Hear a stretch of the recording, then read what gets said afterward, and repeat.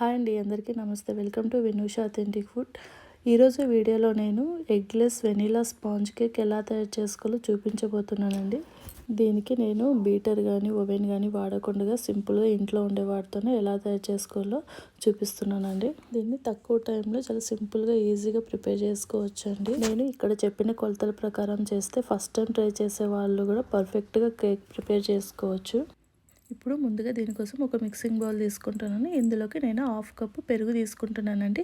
పుల్లటి పెరుగు తీసుకోకూడదండి, నార్మల్ పెరుగు తీసుకోవాలి. దీన్ని నేను బెలూన్ విస్క్ సాయంతో బాగా మిక్స్ చేసుకుంటున్నానండి. ఇలా వీడియోలో చూపించిన విధంగా బాగా మిక్స్ చేసుకోవాలి పెరుగుని. ఇప్పుడు ఇందులోకి నేను 1/2 కప్పు షుగర్ పౌడర్ని తీసుకుంటున్నానండి. నార్మల్ షుగర్ని మిక్సీ పట్టేసి ఇలా షుగర్ పౌడర్గా ప్రిపేర్ చేసుకున్నాను. దీన్ని 1/2 కప్పు దాకా తీసుకోవాలి. షుగర్ వేసుకున్నాక విస్కర్తో దీన్ని బాగా మిక్స్ చేసుకోవాలండి. ఇక్కడ నేను బీటర్ యూజ్ చేయట్లేదు.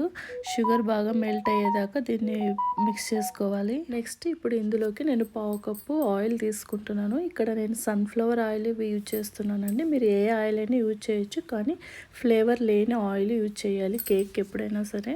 ఆయిల్ వేసాక బాగా విస్కర్తో మిక్స్ చేసుకోవాలండి. ఆయిల్ పైకి తేలకుండా బాగా మిక్స్ చేసుకోవాలి. ఇలా వీడియోలో చూపించిన విధంగా ఫాస్ట్గా మిక్స్ చేసుకోవాలి. ఆయిల్ కనుక సరిగ్గా మిక్స్ అవ్వకపోతే కేక్ బేక్ అయ్యాక దానిపైన ఒక లేయర్ లాగా ఫామ్ అవుతుంది. అలాగే కేక్ తిన్నప్పుడు ఆయిల్ తిన్నట్టు అనిపిస్తుంది. ఇప్పుడు నేను వెనీలా ఎసెన్స్ ఫ్లేవర్ తీసుకుంటున్నానండి. నేను ఇక్కడ వెనీలా స్పాంజ్ కేక్ చేస్తున్నా కాబట్టి వెనీలా ఫ్లేవర్ తీసుకున్నాను. ఇది 1/2 టీ స్పూన్ వేసుకుంటున్నాను. మీకు కావాలంటే వేరే ఫ్లేవర్ ఏదైనా వేసుకోవచ్చు. వెనీలా ఎసెన్స్ ఇందులోకి వేసుకున్నాక దీన్ని కూడా విస్కర్తో బాగా కలుపుకోవాలండి. ఇలా అన్నీ ఒకసారి బాగా మిక్స్ చేసుకున్నాక ఇప్పుడు నేను ఇక్కడ ఒక జల్లెడ తీసుకుంటున్నానండి. జల్లెడ పెట్టుకున్న తర్వాత 1 కప్పు మైదా ఇందులోకి వేసుకుంటున్నాను. దాని తర్వాత ఇక్కడ నేను 1 teaspoon baking powder use చేస్తున్నాను.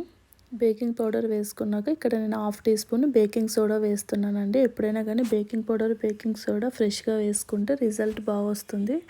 వీటిని అన్నిటిని బాగా జల్లించుకోవాలి. ఇలా అన్నీ ఒకసారి జల్లించుకున్న తర్వాత దీన్ని ఒకసారి బాగా కలుపుకోవాలి. ఇలా కలుపుకున్న కొద్దీ ఇది టైట్ అవుతుంది. ఇప్పుడు నేను ఇక్కడ 1/2 కప్పు దాకా పాలు వేసుకుంటున్నానండి. ఇవి రూమ్ టెంపరేచర్లో ఉన్న పాలు వేసుకుంటున్నాను. ఫ్రిడ్జ్లో ఉన్నవి కానీ వేడి పాలు కూడా వేసుకోకూడదు. దీన్ని ఒకసారి ఉండలు లేకుండా బాగా మిక్స్ చేసుకోవాలండి. ఎక్కడ ఉండలు ఉండకూడదు. ఇలా అన్నీ ఒకసారి మిక్స్ చేసుకున్నాక దీన్ని పక్కన పెట్టుకోవాలి. నేను ఇక్కడ కేక్ టిన్ తీసుకుంటున్నానండి. నేను ఇక్కడ ఫ్లవర్ షేప్లో ఉండేదాన్ని తీసుకుంటున్నాను. మీ దగ్గర ఏది అవైలబుల్ ఉన్నా తీసుకోవచ్చు. దీనికి కొద్దిగా ఆయిల్ అప్లై చేస్తున్నాను టిన్ మొత్తము. నేను ఇక్కడ ఇందులోకి కొద్దిగా మైదా పిండి ఇట్లా వేసేసి డస్ట్ చేసుకుంటున్నాను. మీ దగ్గర బటర్ పేపర్ ఉంటే మైదా పిండికి బదులుగా బటర్ పేపర్ కూడా వేసుకోవచ్చు. ఇప్పుడు ఇందులోకి మనం ముందుగా కలిపి పెట్టుకున్న పిండిని అంతటిని ఇందులోకి వేసేసుకోవాలి. చూడండి, చాలా ఈజీగా కేక్ బ్యాటర్ మనం ప్రిపేర్ చేసేసుకున్నాము. దీన్ని అంతటిని ఇలా కేక్ టిన్లోకి తీసుకున్నాక దీనిని ఒకసారి బాగా ట్యాప్ చేసుకోవాలి. ఇలా ట్యాప్ చేయడం వల్ల ఏవైనా ఎయిర్ బబుల్స్ ఉంటే అన్నీ పోతాయి అన్నమాట. 1-2 సార్లు ఇలా ట్యాప్ చేసుకోవాలి. నేను ఇక్కడ కేక్ని కుక్కర్లో ఎలా బేక్ చేయాలో చూపిస్తున్నానండి. ఇప్పుడు స్టవ్ ఆన్ చేసి దీన్ని సిమ్లో పెట్టుకోవాలి.